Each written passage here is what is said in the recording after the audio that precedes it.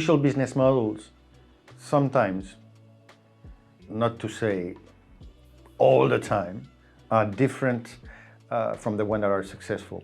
And there are very interesting patterns here. The first one is most of early stage entrepreneurs, young entrepreneurs out of the MBA or just out of undergrad, they come up with ideas that are B2C based.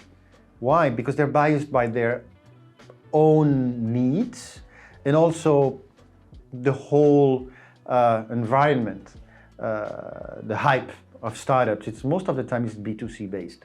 And so you have a need, like you don't find that in the market, or this new, typically social network for travelers, or those kind of ideas that are repeating and after.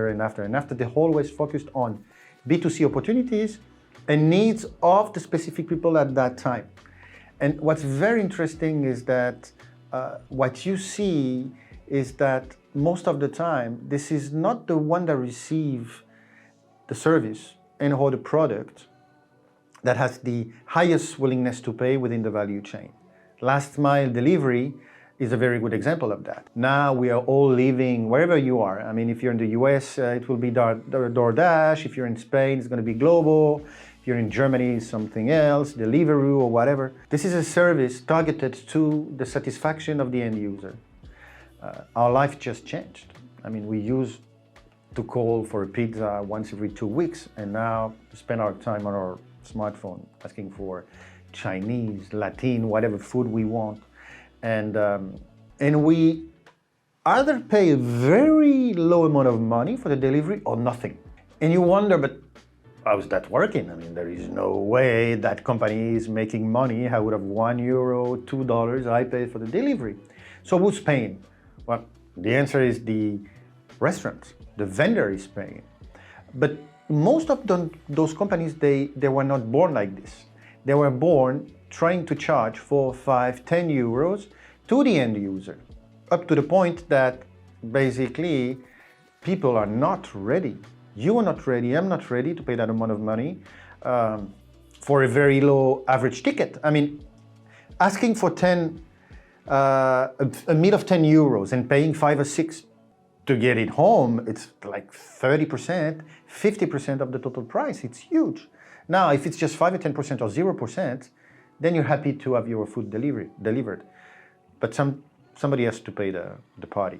And in that case, who's paying the party is the vendor, is the restaurant. So it's not a B2C business model.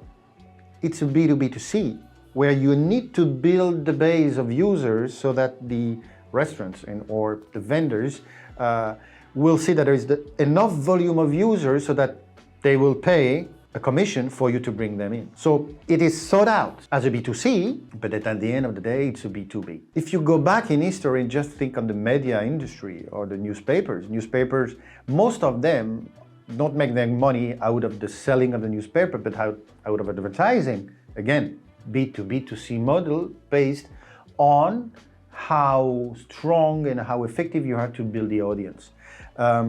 So most of the time, there is a very interesting pattern to look at, which is, hey, all right, as an entrepreneur, you have this great idea that will bring a lot of value to the end user.